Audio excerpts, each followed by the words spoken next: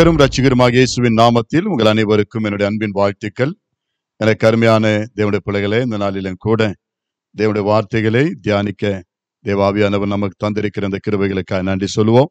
தேவன் கொடுத்த வார்த்தை சங்கீதங்களின் புஸ்தகத்திலிருந்து, பரிசுத்த வேதாகமத்தில் சங்கீதங்களின் புஸ்தகத்திலிருந்து 136 சங்கீதம் 23வது வசனத்தை நாம் தியானிப்போமாக. 136:23. நம்முடைய தாழ்வில் நம்மை நினைத்தவரை துதியுங்கள், அவர் கிருபை என்றும் உள்ளது. ஆமென், ஹல்லேலூயா.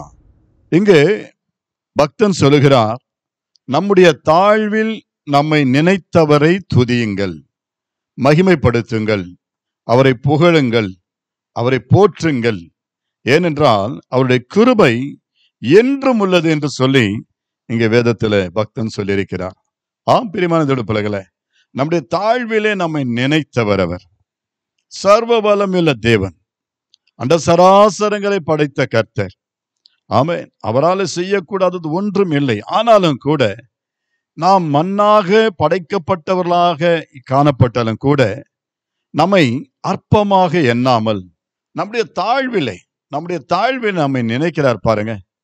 அதற்காக நாம் அவருக்கு நன்றி சொல்ல கடமைப்பட்டிருக்கிறோமா? ஆம், நம்முடைய தாழ்வில நம்மை நினைக்கிறவர்களை எப்பொழுதுமே நாம் மறக்கவே கூடாது. நம்முடைய ஏழ்மையிலே, நம்முடைய வறுமையிலே, நம்முடைய துயரங்களிலே, நம்முடைய கஷ்டங்களிலே நமக்கு உதவி செய்கிற பிள்ளைகளை, உதவி செய்கிற நபர்களை, அல்லது நமக்கு துணை நிற்கிறவர்களை நாம் ஒருபோதும் மறக்கவும் மாட்டோம், மறக்கவும் கூடாது. இங்கே அதுதான் பக்தன் சொல்லுகிறார், நம்முடைய தாழ்விலே நம்மை நினைத்தவர். அவருக்கு எப்பொழுதுமே நாம் துதி செலுத்த கடமைப்பட்டிருக்கிறோம். நம்முடைய தாழ்வு என்று சொல்லும் பொழுது அநேக சூழ்நிலைகளில் நாம் தாழ்ந்தவர்களா இருக்கிறோம், கீழானவர்களா இருக்கிறோம், மிகவும் நெருக்கங்கள் மத்தியிலே இருக்கிறோம், எல்லாராலும் கைவிடப்பட்ட நிலையில இருக்கிறோம், உதவியற்றவர்களா இருக்கிறோம். இதை குறித்து ஆங்கிலத்தில் சொல்லப்பட்டிருக்கிறது லோலினஸ் என்று சொல்லப்பட்டிருக்கிறது. லோலினஸ், மிகவும் எளிமையான ஒரு நிலையில, நம்முடைய வறுமையில, நம்மிடத்துல ஒன்றும் இல்லாத சூழ்நிலையில நம்மை நினைக்கின்ற தெய்வமாக இருக்கிறாராம். உலகத்துல பொதுவாகவே மனிதர்கள் எப்பொழுதுமே உள்ளவர்களிடத்திற்கு தான் செல்வார்கள், உள்ளவர்களுக்கு தான் செய்வார்கள், உள்ளவர்களை தான் நேசிப்பார்கள். ஆம், ஆனால் ஏழைகளிடத்திலே, எளியவர்களிடத்திலே, திக்கற்றவர்களிடத்திலே ஒருவரும் எந்த செல்வந்தனும் வந்து ஆமென் அவர்களோடு கூட தோளோடு தோள் கோர்க்க மாட்டார்கள், அவர்களுக்கு உதவி செய்ய முன்வர மாட்டார்கள், அவர்களோடு அதன் நண்பர்களாக பழகுவதற்கும் அவர்கள் ஒருபோதும் விரும்ப மாட்டார்கள். பிரியமான தேவனுடைய பிள்ளைகளே, ஆனா கர்த்தரோ அவர் உயர்ந்தவராயிருந்தும் வேதம் சொல்லுகிறது, சங்கீதங்களின் புஸ்தகம் 138 அதிகாரம் 6வது வசனத்தில் நாம் வாசிக்கும் பொழுது, சங்கீதம் 138 6வது வசனம், கர்த்தர் உயர்ந்தவராயிருந்தும் தாழ்மையுள்ளவனை நோக்கி பார்க்கிறார், மேட்டிமையானவனையோ தூரத்திலிருந்து அறிகிறார். ஆமென், ஹல்லேலூயா. கர்த்தர் நம்முடைய ஆண்டவர், நாம் ஆராதிக்கிற தெய்வம், அவர் உயர்ந்தவராயிருந்தும் அண்ட சராசரங்களை படைத்து சகல ஆளுமை உள்ளவராயிருந்தும் கூட அவர் தாழ்மையுள்ளவனை, ஆமென், தாழ்ந்தவனை, கீழானவனை நோக்கி பார்க்கிறார் என்று தமிழ் வேதாகமத்தில் எழுதப்பட்டிருக்கிறது. ஆங்கிலத்தில் ரெஸ்பெக்ட்ஸ் என்று எழுதப்பட்டிருக்கிறது. God respects the poor people. ஆமென், ஹல்லேலூயா. அவர் ஏழைகளை, எளியவர்களை, திக்கற்றவர்களை, அநாதைகளை, கைவிடப்பட்டவர்களை மிகவும் கனப்படுத்துகிற தெய்வமாயிருக்கிறார். இந்த உலகம் இப்பேற்பட்டவர்களை ஒதுக்கிவிடும், இப்பேற்பட்டவர்களை மதிக்காது. ஆம், கருமையான தேவனுடைய பிள்ளைகளே, ஆனால் கர்த்தரோ அவர் உயர்ந்தவராயிருந்தும் சர்வ பூமிக்கும் தேவனாயிருந்தும் அரசனாய் இருந்தும் ஆளுகை செய்கிறவராய் இருந்தும் பாருங்க, இப்படிப்பட்ட ஏழைகளை, எளியவர்களை, ஆமென், தாழ்ந்த, ஆமென், கீழான மக்களை, தாழ்மையுள்ளவர்களை, மிகவும் மிகவும் எல்லாராலும் ஆமென் புறக்கணிக்கப்படுகிறவர்களை அவர் அதிகமாய் நேசிக்கிறவராய், அவர் அதிகமாய் நோக்கி பார்க்கிறவராக வேதம் சொல்லுகிறது. ஆமென். அவர் அதிகமாய் அவர்களை கனப்படுத்துகிறார், அவர்களை கனப்படுத்துகிற தேவன். He respects the people who are so poor. மிகவும் தாழ்மையோடு கூட, தாழ்ந்தவர்களாக, எளிமையான நிலையில, அவர்களை நேசிக்கிற கர்த்தர், நாம் ஆராதிக்கிற கர்த்தர். ஆம், பிரியமான பிள்ளைகளே, இந்த உலகத்துல ஒருவரையும் இப்படிப்பட்டவர்களை காண முடியாது. மனிதர்களிலே இப்படிப்பட்ட குணாதிசயங்கள் கொண்டவர்களை நம்மால பார்க்க முடியாது. பணக்காரர்கள்ல, வசதி படைத்தவர்களே, கொஞ்சம் வசதி வந்தால் போதும், கொஞ்சம் உயர்வு வந்தால் போதும், கொஞ்சம் மேன்மைகள் வந்தால் போதும், உடனே கூட பழகினவர்களையே மறந்து விடுவார்கள், கூட உயர்த்தினவர்களையே மறந்து விடுவார்கள்.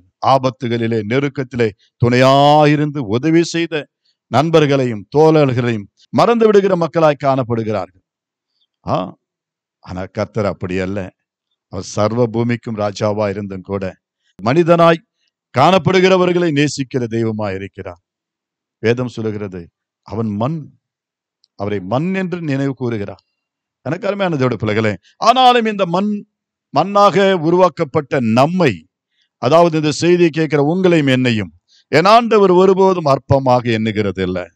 ஆண்டவராக இயேசு கிறிஸ்து அவர் நம்மேல் கொண்டிருக்கிற அன்பும் ஐக்கியமும் இரக்கமும் மகா பெரியது என்று வேதம் சொல்லுகிறது. ஆம், பிரியமானதோடு பிள்ளைகளே, இந்த கர்த்தர் உயர்ந்தவராய் இருந்தும் அவர் தாழ்மையுள்ளவர்களை, மிகவும் ஏழ்மையான சிறுமையில வறுமையின் கோட்டுக்கு கீழே இருக்கின்றவர்களாய் காணப்படுகிற ஒவ்வொருவரை குறித்தும் என் ஆண்டவர் அவர் அக்கறையுள்ள தெய்வமாய் இருக்கிறார். இந்த வேதத்தில் நான் வாசிக்கும் பொழுது கர்த்தருடைய அன்பை குறித்து எபேசியர் 3ஆம் அதிகாரம் 16, 17, 18, 19 வசனங்களை நான் வாசிக்கும் பொழுது இப்படியாய் அப்போஸ்தலனாகிய பவுல் கர்த்தருடைய அன்பை குறித்து அவர் சீஷர்களுக்கு அல்லது எபேசு திருச்சபைக்கு அவர் எழுதி கொடுக்கிறதை பார்க்கிறோம். வாசிக்கலாம். எபேசியர் 3ஆம் அதிகாரம் 16 முதல். நீங்கள் அவருடைய ஆவியினாலே உள்ளான மனுஷனில் வல்லமையாய் பலப்படவும், விசுவாசத்தினாலே கிறிஸ்து உங்கள் இருதயங்களில் வாசமாயிருக்கவும், நீங்கள் அன்பிலே வேரூன்றி நிலை பெற்றவர்களாகி சகல பரிசுத்தவான்களோடும் கூட கிறிஸ்துவினுடைய அன்பின் அகலமும் நீளமும் ஆழமும் உயரமும் இன்னதென்று உணர்ந்து அறிவு கெட்டாத அந்த அன்பை அறிந்து கொள்ள வல்லவர்களாகவும், தேவனுடைய சகல பரிபூரணத்தாலும் நிறையப்படவும் அவர் தமது மகிமையுடைய ஐஸ்வர்யத்தின்படியே உங்களுக்கு அனுக்கிரகம் பண்ண வேண்டும் என்று வேண்டிக் கொள்கிறேன். ஆமென், ஹல்லேலூயா. இந்த வசனத்துல வாசிக்கிறோம், தேவனுடைய அன்பு இப்படியாய் தாழ்ந்தவர்களை, எளியவர்களை, பிச்சைக்காரர்களை, திக்கற்றவர்களை, ஒதுக்கப்பட்டவர்களை, பிளாட்பாரத்தில் கிடக்கிறவர்களை தேடி நேசிக்கின்ற ஒரு நல்ல தெய்வமா இருக்கிறார். இந்த அன்பு எப்படிப்பட்ட அன்பு என்று வாசிக்கிறோம், அறிவு கெட்டாத அன்பா. வேதத்துல வாசிக்கும் பொழுது 3ஆம் அதிகாரம் 19வது வசனம் இப்படி சொல்லுகிறது, அறிவு கெட்டாத அந்த அன்பை அறிந்து கொள்ள வல்லவர்களாய் நாம் இருக்க வேண்டும். ஆமென், ஹல்லேலூயா. அறிவு கெட்டாத, அதாவது தேவனுடைய அன்பு. இந்த அன்பை குறித்து வாசிக்கும் பொழுது இதனுடைய உயரம், இதனுடைய அகலம், இதனுடைய ஆழம் எவ்வளவு என்பதை ஆமென் ஆராய்ந்து அதை நாம் அறிந்து கொண்டால் அது மிகவும் நமக்கு ஆசீர்வாதமாக இருக்கும். அது இன்னதென்று உணர்ந்து அந்த அன்பை, அந்த அறிவு கெட்டாத அன்பை ஆமென் நாம் அறிந்து கொள்ள பிரயாசப்பட கடவோம். எப்படிங்க கர்த்தரால் இப்படி எல்லாம் நேசிக்க முடிந்தது? ஆமென், சாதாரண மனிதர்களாக இந்த பூமியில ஒரு 70 வருஷம் 80 வருஷம், மிஞ்சி போனா 100 வயது, இவ்வளவுதான் மனுஷனுடைய ஆயுசு நாட்கள், குறுகிய காலங்கள். எவ்வளவு சொத்து சேர்த்திருந்தாலும், எவ்வளவு பதவிகள் கொண்டிருந்தாலும், என்னதான் மனிதர்கள் பூமியில ஆடினாலும் பாடினாலும் கூட குறிப்பிட்ட ஆண்டுகளுக்குள்ளாக அவர்கள் கடந்து போகிறார்கள். பிரியமான பிள்ளைகளே, ஆனால் இப்பேற்பட்ட மனிதர்களாலே சக மனிதர்களை நேசிக்க முடியல, உதவி செய்ய முடியல, இவர்கள் தன் சொந்த சகோதரர்களாக பாவிக்க முடியல, ஏற்றுக்கொள்ள முடியல. ஏற்றத்தாழ்வுகள், ஆமென், ஜாதி வேதங்களை கொண்டு வருகிறார்கள், உயர்ந்தவன் தாழ்ந்தவன் என்று பேசிக் கொண்டிருக்கிறதை பார்க்கிறோம். எத்தனை காலம் மெஞ்சு போனால் இந்த உலகத்திலே நமக்கு 100 ஆண்டுகள் அதிகபட்சம். அந்த கிருபை தான் அந்த 100 கூட. ஆமென், வேதம் கொடுக்கிறது 80, அதுக்கு மிஞ்சி போனா தேவனுடைய கிருபை தான். இந்த ஆண்டுகளிலே கூடுமான அளவிற்கு நாம் யாவரையும் நேசிக்கிறவர்களாய், அன்பு செலுத்துகிறவர்களாய், மற்றவர்களுக்கு உதவி செய்கிறவர்களாய், மற்றவர்களுக்கு எல்லாவற்றிலும் துணை நிற்கக்கூடியவர்களாக நம்மால வாழ முடிகிறதா? முடியல. பார்த்தீர்களா? ஆனா கர்த்தர் அதை செய்து கொண்டிருக்கிறார். அன்றுக்கு செய்தார், இன்றைக்கும் செய்கிறார். அவர் செய்கிறவராகவே இருக்கிறார். கிறிஸ்துவுடைய அன்பு அவ்வளவு பெரிய அன்பு. அதனுடைய அகலத்தையும் அதனுடைய ஆழத்தையும் ஆமென் அதனுடைய நீளத்தையும் நாம் அறிந்து கொண்டால், அறிவு கெட்டாத அன்பை நாம் அறிந்து கொண்டு நாம் வல்லவர்களாக வேண்டும் என்று கர்த்தர் நமக்கு போதிக்கிறார். வேதம் நமக்கு போதிக்கிறது. கிறிஸ்துவை போல இந்த பூமியிலே நாம் வாழ வேண்டும் என்பதுதான் கடவுளுடைய விருப்பம், கிறிஸ்துவனுடைய விருப்பம். எனக்கு அருமையான தேவனுடைய பிள்ளைகளே, எல்லாம் சம்பாதித்தும் எல்லாம் உடையவர்களா இருந்தாலும் நம்முடைய வாழ்க்கையில் அன்பில்லாவிட்டால் என்ன பிரயோஜனம்? அன்பு கொண்டவர்களாய் காணப்படுவோம். தேவன் அன்பாகவே இருக்கிறார் என்று வாசிக்கிறோம். அன்பு என்பது ஏதோ உள்ளவர்களையும் உயர்ந்தவர்களை நோக்கி பார்த்து அவர்கள் மேல் அன்பு காட்டுவதல்ல. ஏழியவர்கள், எளியவர்கள், திக்கற்றவர்கள், ஆமென், வெறுமையாய் கிடக்கிறவர்கள், தெருக்கல்ல கிடக்கிறவர்கள், பிச்சைக்காரர்கள், அனாதைகள், ஆமென், ஹல்லேலூயா, இவர்கள் மேல் காண்பிக்கின்ற அன்பு. குஷ்டரோகிகள், என் ஆண்டவராகிய இயேசு கிறிஸ்து இந்த பூமியில வாழ்ந்த நாட்களிலே அவருடைய அன்பு பயங்கரமாக வெளிப்பட்டதை நாம் பார்க்கிறோம். ஆமென். அநேக குஷ்ட ரோகிகள் தம்மிடத்திற்கு வந்த பொழுது அவர்களை தொட்டு சுகமாக்கினார் என்று சொல்லப்பட்டிருக்கிறது. இந்த உலகத்திற்குரிய அந்த மேன்மைகளை அவர் பார்க்கவில்லை. இந்த உலகத்தில் நான் உயர்ந்தவராச்சே, நான் எப்படி இந்த குஷ்ட ரோகிகளை தொடுவது, எப்படி இந்த எளியவர்களை நான் நேசிப்பது என்று ஆண்டவர் ஒருபோதும் நினைக்கல. பிரியமானதோட பிள்ளைகளே, இயேசு கிறிஸ்துடைய அன்பு அறிவு கெட்டாத அன்பு. ஆமென். இந்த அன்பு நம் ஒவ்வொருவருக்குள் இருக்க வேண்டும் என்பதே இன்றைக்கு கர்த்தர் நமக்கு போதிக்கின்ற காரியம்.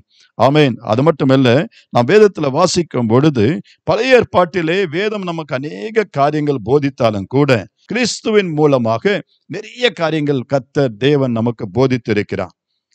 பழைய ஏற்பாட்டுல கட்டளைகளை கொடுத்தார், நல்ல பண்புகளை போதித்தார். களவு செய்யாதிருப்பாயாக, திருடாதிருப்பாயாக, விபச்சாரம் செய்யாதிருப்பாயாக, பிறருடைய பொருள்களை இச்சியாதிருப்பாயாக, உன்னை போல பிறரை நேசிப்பாயாக என்றெல்லாம் அநேக காரியங்கள் பழைய ஏற்பாட்டிலே அந்த நாட்களிலே காணக்கூடாத தெய்வமாக தம்முடைய ஜனங்களுக்கு மோசையின் மூலமாக அநேக கற்பனைகளை ஆமென் தேவன் எழுதி கொடுத்திருந்தாலும் கூட புதிய ஏற்பாட்டில் இயேசு கிறிஸ்து இந்த பூமியில வந்த பிற்பாடு, இயேசு கிறிஸ்து இந்த பூமியில அவதரித்த பிற்பாடு, இந்த இயேசுவை கொண்டு தேவன் தம்முடைய அன்பை நம் மத்தியிலே வெளிப்படுத்தி இருக்கிறார். ஆண்டவராகிய இயேசு கிறிஸ்துவை குறித்து வாசிக்கும் பொழுது லூக்கா 18:22 கர்த்தர் இப்படியாய் சொல்லுகிறதை பார்க்கிறோம். வாசிப்போம். லூக்கா 18ஆம் அதிகாரம் 22வது வசனம். இயேசு அதை கேட்டு, இன்னும் உன்னிடத்தில் ஒரு குறைவு உண்டு. உனக்கு உண்டானவைகளை எல்லாம் விற்று தரித்திரருக்கு கொடு, அப்பொழுது பரலோகத்திலே உனக்கு பொக்கிஷம் உண்டாயிருக்கும். பின்பு என்னை பின்பற்றி வா என்றார். ஆமென், ஹல்லேலூயா. ஆண்டவராகிய இயேசு கிறிஸ்து இந்த பூமியில வாழ்ந்த நாட்களிலே அநேகருக்கு நற்செய்தி அறிவிக்கிறவராக, பரலோகத்திற்குரிய வழிகளை போதிக்கிறவராய் வாழ்ந்து கொண்டிருந்த நாட்களிலே ஒரு மிகப்பெரிய ஐஸ்வர்யவான், ஒரு செல்வந்தன், அவன் நியாயப்பிரமாணத்திலே தேறினவன், மோசேயின் கட்டளைகளை நன்றாய் பின்பற்றுகிறவன் இயேசுவிடத்தில் வந்து, ஐயரே, ஆண்டவரே, போதகரே, நான் பரலோகத்திற்கு செல்ல நான் என்ன செய்ய வேண்டும் என்று கேட்கிறார். ஆண்டவர் அவருக்கு போதிக்கிறார். இதோ மோசேயின் 10 கட்டளைகளை கைக்கொள்வாயாக, திருடாதிருப்பாயாக, பொய் சொல்லாதிருப்பாயாக, அந்த 10 கற்பனைகளையும் சொல்லி கொடுத்திருக்கிறது. நான் சிறு வயதிலிருந்து அவைகளை கைக்கொள்கிறவனாய் இருக்கிறேன் என்று அந்த வாலிபன் சொல்லுகிறான். ஆண்டவராகிய இயேசு கிறிஸ்து சொல்லுகிறார், ஆனாலும் உன்னிடத்தில் ஒரு குறை உண்டு. அது என்ன குறை? வேதம் சொல்லுகிறபடி, இதோ உன்னிடத்தில் உள்ளதை நீ விற்று தரித்திரருக்கு கொடு. உன்னிடத்தில் உள்ள பொக்கிஷங்களை, ஆமென், பணத்தை விற்று தரித்திரருக்கு கொடு என்று சொல்லி கர்த்தர் அவருக்கு போதிக்கிறதை பார்க்கிறோம். அப்படி ஆண்டவர் தரித்திரர்கள் மேல மிகவும் அக்கறையுள்ள தேவன், தரித்திரர்கள் மேலே அக்கறை கொண்ட தேவன், அவர்களை அதிகமாய் நேசிக்கிறார். ஏழைகளை நேசிக்கின்ற தேவன், ஆதரவற்றவர்களை நேசிக்கிற கர்த்தர். ஆமென். உன் பொக்கிஷம் பரலோகத்தில் மிகுதியாயிருக்கும் என்று சொன்னார். ஆனால் அந்த வாலிபனோ அவனால் இதை ஏற்றுக்கொள்ள மனதில்லாமல் அவன் அவ்விடத்தை விட்டு புறப்பட்டு போகிறதை பார்க்கிறோம். பிரியமான தேவனுடைய பிள்ளைகளே, அவன் மிகுந்த துக்கத்தோட போனான் என்று வேதம் சொல்லுகிறது. அவனால் அந்த பணத்தை விட முடியல. இன்றைக்கு அப்படிதான் என்று அநேகர் அந்தஸ்தை விட முடியல, ஐஸ்வர்யத்தை விட முடியல, தங்களுடைய ஸ்டேட்டஸ, ஆமென், இந்த உயர்ந்த பதவிகளை விட முடியல. இதற்காக ஆமென் ஏழைகளை புறக்கணிக்காங்க, மற்றவர்களை தாழ்ந்து பேசுவார்கள், எது வேண்டுமானாலும் பேசுவாங்க. ஆமென், ஹல்லேலூயா. ஆண்டவர் சொன்னாரு, இதெல்லாம் பரலோகத்துக்கு கொண்டு போகாதுப்பா. ஐஸ்வர்யவான் பரலோகத்திலே பிரவேசிப்பதை பார்க்கிலும் ஒரு ஒட்டகமானது ஊசியின் காதலை நுழைவது எது என்று சொல்லி ஆண்டவர் போதித்திருக்கிறார். இதை செய்து கேட்டுக்கொண்டு இருக்கிற பிரியமானதோட பிள்ளைகளை, நம்முடைய ஆமென் வாழ்க்கையில எல்லாம் இருந்தும் அன்பு இல்லாவிட்டால் அது ஒன்றுமில்லை, அது பூச்சியம். நாம் அன்பு என்று நாம் யாரை நேசிக்கிறது? அன்பு. உன்னை போல பிறரை நேசிக்க கற்றுக்கொள்ள வேண்டும். ஏழைக்கு இறங்குகிறவன் கர்த்தருக்கு கடன் கொடுக்கிறான் என்று ஆண்டவராக இயேசு கிறிஸ்து அவருடைய போதனைகள்ல வேதத்தில சொல்லி இருக்கிறார். ஆமென். வேதத்தில் இந்த வார்த்தைகளை நம்மாலே பார்க்க முடியும். பிரியமானதோட பிள்ளைகளை, நாம் இறங்கும் பொழுது, ஏழைக்கு உதவி செய்யும் பொழுது, நிச்சயமாகவே அவர்களை தேவன் பல மடங்கு ஆசீர்வதிக்கிற தேவனாய் இருக்கிறார். பயப்படாதீர்கள். நீங்கள் எதை விதைப்பீர்களோ அதை மீண்டும் பல மடங்கு நீங்கள் பெற்றுக் கொள்வீர்கள். ஆமென். நான் என் நிமித்தம் என் சீசன் என்று எண்ணி இந்த ஏழைக்கு, இந்த சிறியவனுக்கு ஒரு கலசம் தண்ணீரை நீங்கள் கொடுத்தால் பரலோகத்தில் பலன் மிகுதியாயிருக்கும் என்று சொன்னவர் நம்முடைய ஆண்டவராக இயேசு கிறிஸ்து. ஆமென். நான் பசியா இருந்தேன், நீர் எனக்கு ஆகாரம் கொடுக்கவில்லை. நான் தாகமா இருந்தேன், எனக்கு தண்ணீர் கொடுக்கவில்லை. குளிரோடு கூட நான் அவதிப்பட்டு கொண்டிருந்தேன், நீர் எனக்கு வஸ்திரங்கள் கொடுக்கவில்லை என்று சொல்லி ஒரு நாள் ஆண்டவர் கேட்பாரு. அப்பொழுது நாம கேட்கலாம், ஆண்டவரே நீங்கள் எப்பொழுது குளிரா இருந்து நாங்கள் காப்பாத்தோம், எப்பொழுது நீங்கள் பசியா இருக்கிறது நாங்கள் பார்த்தோம் என்று நீங்கள் கேட்கலாம். பிரியமானதோட பிள்ளைகளை, இந்த சிறியவர்களில், எளியவர்களில், ஏழைக்கு நாம் செய்யும் பொழுது கர்த்தருக்கே செய்கிறதாக கர்த்தர் கணக்கில் வைக்கிறாராம். என் ஆண்டவர் கணக்கில் வைக்கிறார். பிரியமானதோட பிள்ளைகளை, நம்முடைய காரியங்கள் ஆமென் ஏழைகளுக்கும் அது ஆமென் உதவியா இருக்க பிரயாசப்படுவோம். வேதத்தில் நான் வாசிக்கும் பொழுது என் ஆண்டவர் தரித்திரர்கள் மேல மிகவும் மிகவும் கவனமுள்ள, கண்ணோக்கமாயிருக்கிற, அக்கறையுள்ள தெய்வமாக இருக்கிறார். இந்த தேவன் வேதத்துல வாசிக்கும் பொழுது யோவான் 5ஆம் அதிகாரம் 2ஆம் வசனத்திலிருந்து 6ஆவது வசனத்து வரைக்கும் ஒரு சம்பவத்தை நம்மாலே பார்க்க முடியும். எருசலேமுக்கு அருகில் பெத்தஸ்தா என்ற ஒரு குளம் இருக்கிறது. அந்த குளம் ஒரு விசேஷித்த குளம். அந்த குளத்தின் தண்ணீரிலே அதிகாலையிலே தேவதூதன் இறங்கி தண்ணீரின் மேலே அசைவாடுவார். அந்த தண்ணீரை கலக்குவார். அப்படி கலக்கும் பொழுது எப்பேற்பட்ட வியாதியா இருந்தாலும் சரி, முதலாவது யார் அந்த தண்ணீரை தொடுவார்களோ அவர்கள் பூர்ண சுகமடைவார்கள் என்று யோவான் 5ஆம் அதிகாரம் 2ஆவது வசனத்துல சம்பவத்தை நம்மாலே பார்க்க முடியும். பிரியமான பிள்ளைகளே, இப்படியாயிருந்த நாட்கள்ல ஆண்டவராக இயேசு கிறிஸ்து அந்த பெத்தஸ்தா குளத்தருகேக்கு செல்கிறார். சென்று அங்கிருக்கிற எல்லா வியாதியஸ்தர்களை பார்க்கிறார். அநேக வியாதியஸ்தர்கள் பலவிதமான வியாதிகளோடு, ஆமேன், குருடர்கள், சப்பானிகள். இவரது வியாதி அல்ல, குருட்டுத்தனம் என்பது வியாதி அல்ல. அவர்கள் பிறவிலேயே குருடர்களாய் பிறந்தவர்கள், சப்பானிகளாய் பிறந்தவர்கள், சூம்பின உறுப்புடையவர்களாய் இருந்தார்கள்.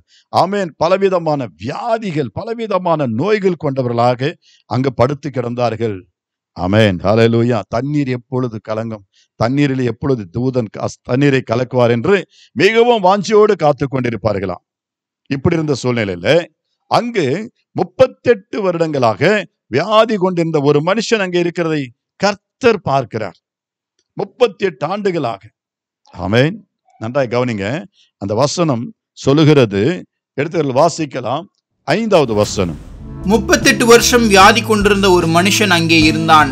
படுத்திருந்த அவனை இயேசு கண்டு, அவன் வெகு காலமாய் வியாதியஸ்தன் என்று அறிந்து அவனை நோக்கி, சொஸ்தமாக வேண்டும் என்று விரும்புகிறாயா என்று கேட்டார்.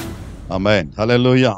பார்த்தீர்களானால் இந்த வசனத்தில் ஆமென் 38 வருடங்களாக வியாதி கொண்டிருந்த ஒரு மனுஷன் அந்த கூட்டத்திலே தூரத்துல, குளத்துக்கு தூரத்தில் அவன் படுத்து கிடந்தான். வேதம் சொல்லுகிறது, படுத்திருந்த அவனை கர்த்தர் கண்டு, படுத்திருந்த அவனை இயேசு கண்டு. பார்த்தீங்களா? நான் படுத்திருக்கிற அந்த படுக்கையை கர்த்தர் பார்க்கிறார். எத்தனை வருஷமா நீ படுத்திருக்கிற, எத்தனை வருஷமா இந்த கஷ்டத்தில் இருக்கிற என்பதை ஆண்டவருக்கு நன்றாகவே தெரியும். பிரியமான பிள்ளைகளே, கிடக்கிற உன்னை கர்த்தர் காண்கிறார். ஐயோ, என்னை யாரும் எழுப்புகிறவர்கள் இல்லை, எங்களை உயர்த்துகிறவர்கள் இல்லை, நாங்கள் எல்லாராலும் கைவிடப்பட்ட நிலையில மிகவும் நெருக்கமான ஒரு சூழ்நிலையில் இருக்கிறோம் என்று ஒருவேளை சரீர பிரகாரமாக, ஆவிக்குரிய பிரகாரமாக படுத்த படுக்கையிலே ஆமேன் அப்படியே கிடக்கிறீர்களா? உங்களை உயர்த்தவும் தூக்கவும் ஆண்டவர் உன்னை சுகப்படுத்தவும் இதோ அவருடைய கண்கள் உம்மை நோக்கி கொண்டிருக்கிறது. ஆமேன். வேதம் சொல்லுகிறபடி அவர் உயர்ந்தவராயிருந்தும் தாழ்மையுள்ளவர்களை நோக்கி பார்க்கின்ற தேவன். நீ படுத்திருக்கிற உன் படுக்கையில ஆண்டவர் பார்த்து கொண்டிருக்கிறார். உன்னுடைய கஷ்டத்தை ஆண்டவர் பார்த்து கொண்டிருக்கிறார். இந்த செய்தியை கேட்டுக்கொண்டிருக்கிற எனக்கு அருமையானதோட பிள்ளைகளை, உன்னுடைய எல்லா சிச்சுவேஷன், உன்னுடைய எல்லா சூழ்நிலைகளை எல்லாம் ஆண்டவராக இயேசு கிறிஸ்து பார்த்து கொண்டிருக்கிறார். நாம் பயப்பட வேண்டியதில்லை, கலங்க வேண்டியதில்லை. அவர் நமக்கு உதவி செய்யவே இந்த பூமியில் அவதரித்தார். ஆண்டவராக இயேசு கிறிஸ்து உதவி செய்கிற தேவன். நம்முடைய நெருக்கங்கள் மத்தியில, பாடுகள் மத்தியில உதவி செய்கிற தேவனாயிருக்கிறார். இந்த வசனம் சொல்லுகிறது, படுத்திருந்த அவனை கர்த்தர் கண்டு, இயேசு கண்டு அவனுக்கு என்ன செய்கிறார்? 8-9 வசனங்களை வாசிப்போம். வசனம் 8-9. இயேசு அவனை நோக்கி, எழுந்திரு, உன் படுக்கையை எடுத்துக்கொண்டு நட என்றார். உடனே அந்த மனுஷன் சொஸ்தமாகி தன் படுக்கையை எடுத்துக்கொண்டு நடந்து போனான். அந்த நாள் ஓய்வு நாளாயிருந்தது. ஆமென், ஹல்லேலூயா. படுத்து கிடந்த அவனை கர்த்தர் நோக்கி பார்த்து, நீ எழுந்திரு என்று சொல்லி கம்பீரமாக அவனை எழுப்புகிறதை பார்க்கிறோம். உன் படுக்கை எடுத்துக்கொண்டு நட. கர்த்தர் சொன்ன மாத்திரத்தில் உடனே அந்த மனுஷனுக்குள்ளே ஒரு பலன், ஒரு ஆவி, தெய்வீக வல்லமை அவருக்குள்ளே இறங்கி அவன் எழுந்தான் என்று சொல்லப்பட்டிருக்கிறது. அவன் படுக்கை எடுத்துக்கொண்டு நடந்தான் என்று சொல்லப்பட்டிருக்கிறது. ஆமென், ஹல்லேலூயா. 38 ஆண்டுகளாய் கடந்தவனை ஒரு வார்த்தையினால் ஆண்டவர் சுகம் கொடுத்தார். அவருக்கு செய்த கர்த்தர் நமக்கு செய்ய மாட்டாரா? நிச்சயமாய் செய்வார். இந்த செய்தியை கேட்கிற எனக்கு அருமையானதோட பிள்ளைகளை, வாழ்க்கையில தேவன் செய்ய துடிக்கிறார். உனக்கும் ஒரு அற்புதம் செய்ய ஆண்டவர் விரும்புகிறார். இந்த இயேசு, ஆமென், அவர் உயர்ந்தவராய் இருந்தும் தாழ்மையுள்ளவர்களை நோக்கி பார்க்கிறார். இந்த பூமியில உனக்கு உதவி செய்வார், ஒருவரும் இல்லாமல் போகலாம். ஆனால் சர்வ வல்லமையுள்ள தேவனாகிய கர்த்தர் உனக்கு உதவி செய்யவும், உன்னை பலப்படுத்தவும், வாழ்க்கை எழும்பி பிரகாசிப்பிக்க பண்ணவும், ஆமென், உனக்கு உயிர் கொடுக்கவும், ஜீவனை கொடுக்கவும், எல்லா இழந்தவைகளை திருப்பி பெற்றுக்கொள்ளவும், ஆமென், தொடர்ந்து ஆமென் கர்த்தருக்காக வாழும்படி ஆமென் செய்யவும் அவர் முன் நம்மேல் நோக்கமாக இருக்கிறதை பார்க்கிறோம். வேதம் சொல்லுகிறது, சங்கீதத்தின் புஸ்தகத்திலே பக்தனாகிய தாவீது இப்படியாய் சொல்லுகிறார். சங்கீதம் 40:17 வசனம். நான் சிறுமையும் எளிமையுமானவன், கர்த்தரோ என் மேல் நினைவாயிருக்கிறார். தேவரீர் என் துணையும் என்னை விடுவிக்கிறவருமாய் இருக்கிறீர். என் தேவனே தாமதியாதேயும். ஆமென், ஹல்லேலூயா. வாசிக்கப்பட்ட பகுதியில பக்தன் சொல்லுகிறார், நான் சிறுமையும் எளிமையுமானவன், கர்த்தரோ என் நினைவாக இருக்கிறார் என்று வாசிக்கிறோம், சொல்லுகிறதை பார்க்கிறோம். நான் சிறுமையும் எளிமையுமானவன். ஆங்கிலத்தில் ஐ ஆம் புவர் அண்ட் நீடி.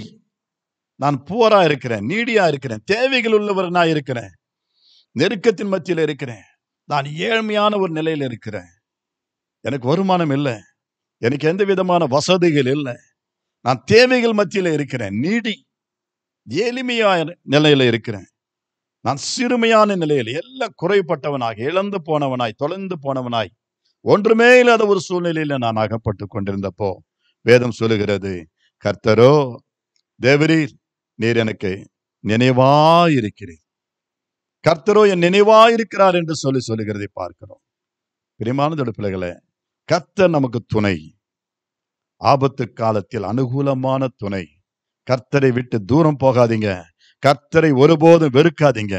வாழ்க்கையில கர்த்தரை தெய்வமாய் கொண்டு கர்த்தரை சுதந்திரித்துக் கொண்டால் அவர் உடைய குறைகள் எல்லாம் நிறைவாக்கி உன்னை நிச்சயமாகவே எழும்பி பிரகாசிக்கும்படி, ஆமென், உன்னை பார்த்து நகைத்தவர்கள் மத்தியில, இழிவாய் பேசினவர்கள் மத்தியில உன்னை உயர்த்தி மகிமைப்படுத்துவார், உன்னை கனப்படுத்துவார். எனக்கு அருமையான தேவனுடைய பிள்ளைகளே, கர்த்தர் உன்னை பார்த்து கொண்டிருக்கிறார், உன் சிறுமையை பார்த்து கொண்டிருக்கிறார், உன் தரித்திரத்தை பார்த்து கொண்டிருக்கிறார், உன்னுடைய தேவைகளை பார்த்து கொண்டிருக்கிறார்.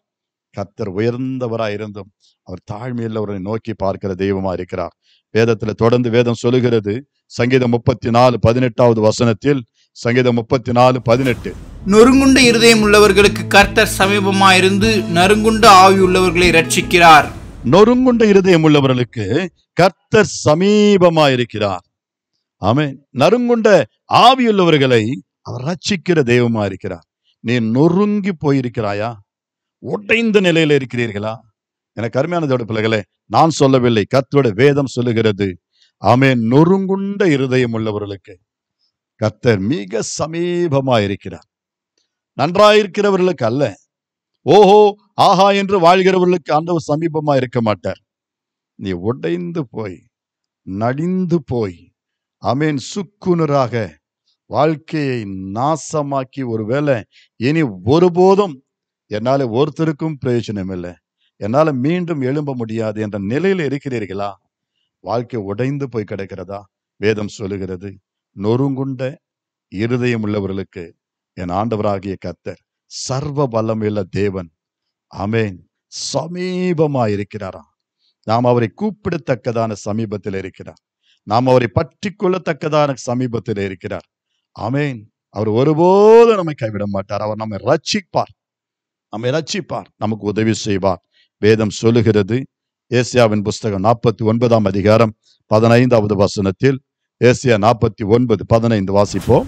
ஸ்திரீயானவள் தன் கற்பத்தின் பிள்ளைக்கு இறங்காமல் தன் பாலகனை மறப்பாளோ? அவர்கள் மறந்தாலும் நான் உன்னை மறப்பதில்லை. எவ்வளவு நல்ல கர்த்தர் பார்த்தீர்களா? ஒரு ஸ்திரீயானவள் தன் கர்ப்பத்தின் பிள்ளைக்கு இறங்காமல் தன் பாலகனை மறப்பாலோ? அவர்கள் மறந்தாலும் நான் உன்னை மறப்பதில்லை, நான் உன்னை மறப்பதில்லை. உன் தாய் உன்னை மறக்கலாம், உன் தகப்பன் உன்னை மறக்கலாம், உற்றார் உன்னை மறக்கலாம், எல்லாரும் உன்னை கைவிடலாம். உன்னுடைய தேவைகள் மத்தியில, உன்னுடைய நொறுக்கத்தின் மத்தியில, உன்னுடைய உடைந்து போன சூழ்நிலையில, ஆமென், எல்லாரும் உன்னை கைவிரித்து உன்னை கைவிட்டு விடலாம். ஆனால் கர்த்தர் சொல்லுகிறார், நான் உன்னை மறப்பதில்லை. என கருமையான தேவனுடைய பிள்ளைகளை, கர்த்தராகிய தேவன் சர்வ வல்லமையுள்ளவர், அந்த சராசரங்களை படைத்தவர். அவர் உயர்ந்தவராய் இருந்தும் இதோ தாழ்மையுள்ள உன்னையும் என்னையும் நோக்கி பார்க்கிற தெய்வமா இருக்கிறார். அவரை நோக்கி பார்ப்போமா? அவரை பற்றி கொள்வோமா? அவரை வேண்டிக் கொள்வோமா? அவரை அழைப்போமா? அவரை உறுதியாய் பற்றி கொண்டால் நிச்சயமாய் கர்த்தர் நம்முடைய வாழ்க்கையை, ஆமென், தலையாக்கி உயர்த்தி கனத்திற்குரியதாய் மாற்றுவார். God bless you. கர்த்தர் உங்களோடு இருப்பாராக.